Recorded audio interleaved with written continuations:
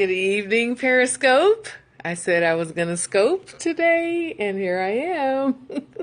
That quick. I just got off the scope with Ebony L. Truss. Hi, Sugar Poo. And so I wanted to pop in. It's been a little while.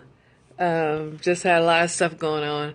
I was trying to get this little thing off my phone and looking at my neck, and it's actually my mo. Well, hi there. So this is what I wanted to talk about real quick.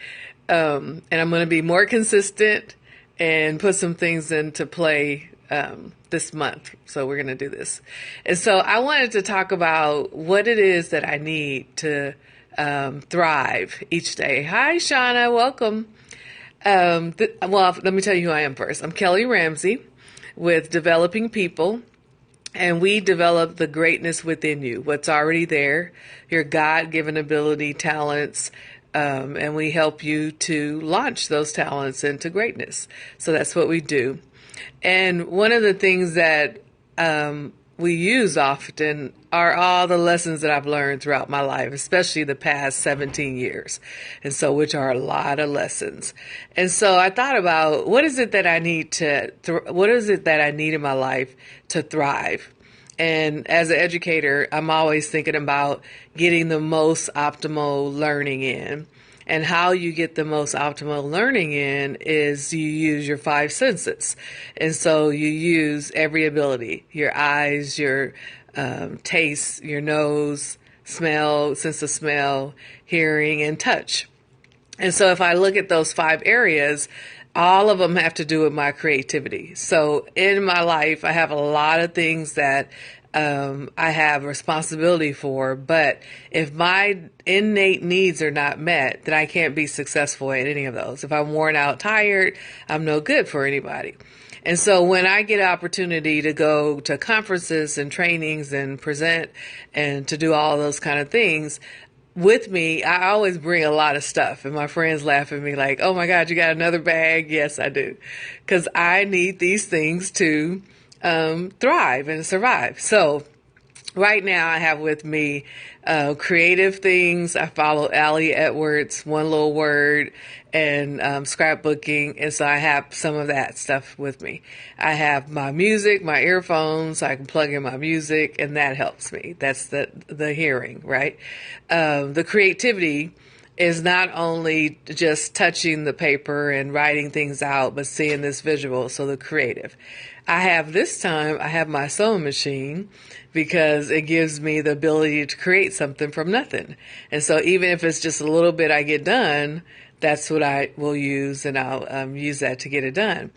And then the other pieces is that food, taste, coffee, gotta have my coffee, good food, not just eating for the sake of eating, but some quality. If I'm going to get a calorie, I want to have something that's of taste, right?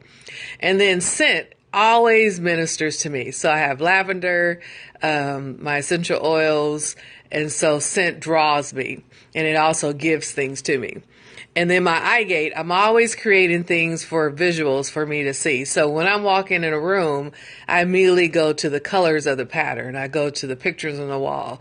I go to whatever draws my eye. And so when all of these things are activated, what happens is that I get stimulated and I begin to produce in ways that I normally wouldn't produce. So where most people could have a sterile environment, just go in, come out, do the same paper, follow the same way, I don't thrive in that environment. I thrive in a rich environment. But what happens is that environment is not always offered to me, so I create it. And that's my test to you.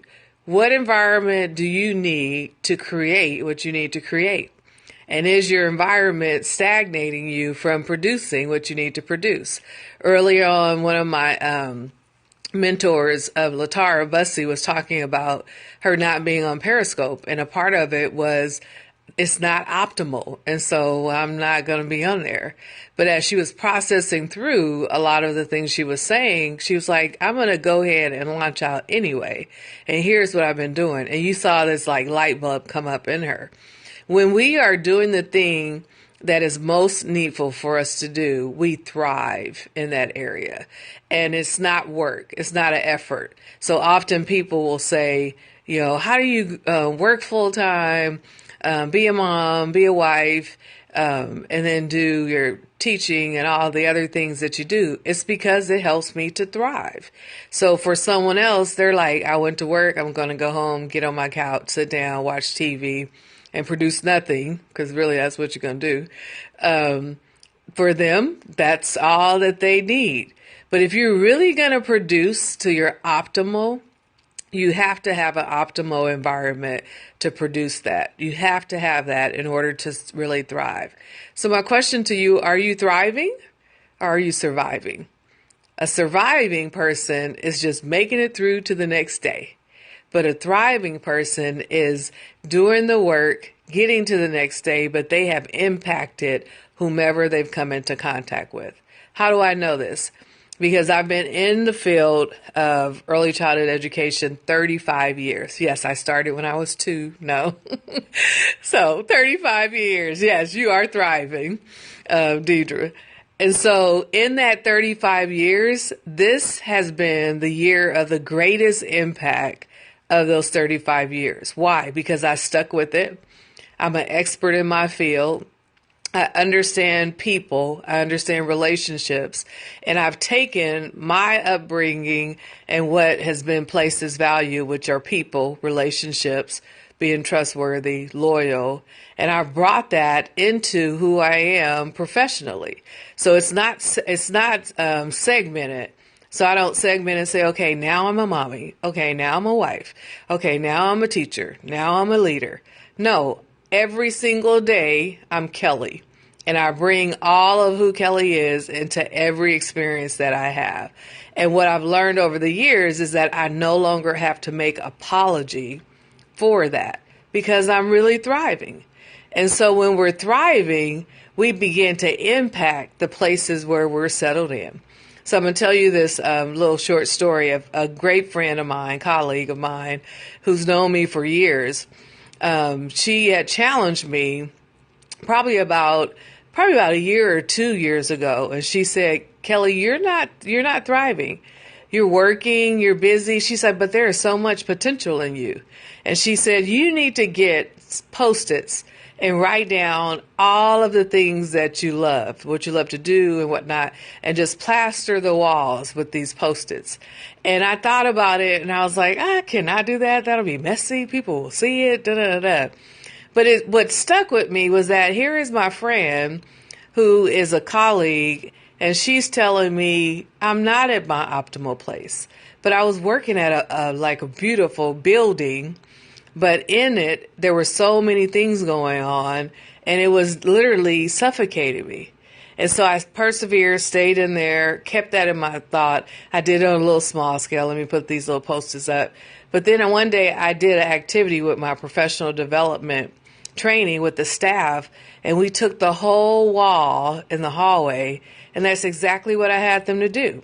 And so when I put the Post-its, I told them they could only write one thing on each Post-it, and then they had to place it in a timeline on the wall, and they could go as big or wide as however they wanted.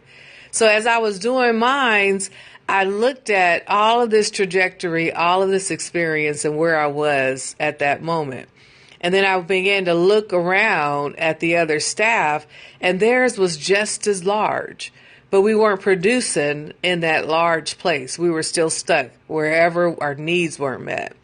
And so as we were going around looking at each other's, we discovered things we didn't even know.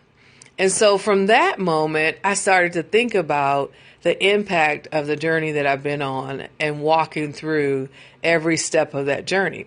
So fast forward to today, I'm at my optimal place. I'm at a place where I can impact not only systems, but families and children, and how we set a precedent for our programs nationally. So I'm the record keeper of this progress that we're making. And it's a slow progress, but it's very methodical. And I'm a watcher of people. I'm watching how people interact, how they take information, What pieces are we missing? How are we producing it? So I'm producing at a different level because all 5 of those areas are being stimulated. And I have the ability and the freedom to be able to carry it through and to watch it go through. So today I saw her and getting off the elevator and we greeted and I was like, it's so good to see you. She's like, you look so good. You look so happy, so fresh. She's like, I watch you all the time. And I'm thinking like, I didn't know you watch me. She's like, yes, I watch you all the time. And so she said, it's like seeing you today is like seeing a celebrity. And I was like, oh my God, what? I'm a celebrity?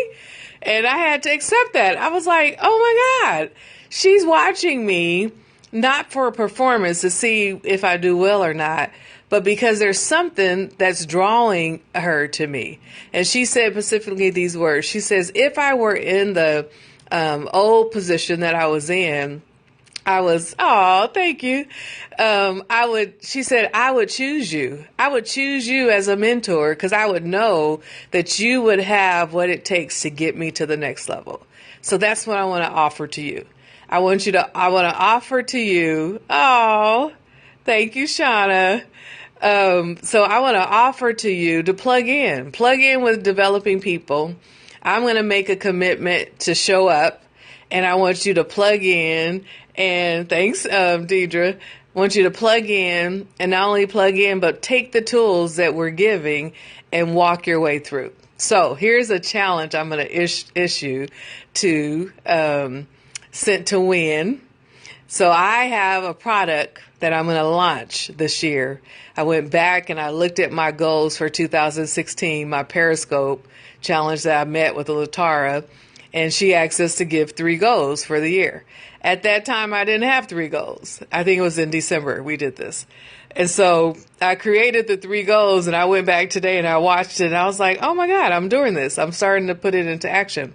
So here's my challenge to Sent to Win. So I have the A through Z parenting toolbox that I'm going to roll out in 2016. And so we are going to partner and we're going to use Ebony L. Trust, her steps that she gave us tonight. And we're going to use that to market. So I would like to interview you, Sent to Win, and Sugar Poo, both of you guys. We'll add some other people on some of my A through Z toolbox parenting items. And so what God gave me was A through Z. There's just words that I've already written out.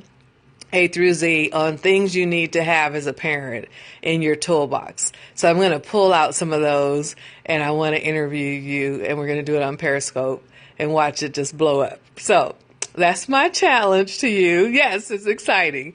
And so what we're really going to be telling the world is, hey, as parents, this is hard work, but we're doing it and we're making it happen and we're having success. But we've learned some things on this journey that we want to share with you, and everybody needs a toolbox. So in this toolbox, you have every tool available to you. Some you use often, some more than the others, but it's available if you open it up and use it. So we're going to unlock the toolbox.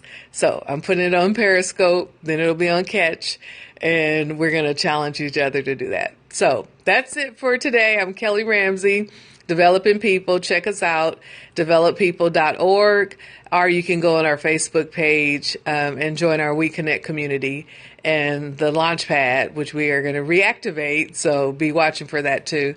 And you guys have a great evening. And I met my challenge, Ebony L. Trust, as you watch my replay to come on tonight. All right. Have a good evening.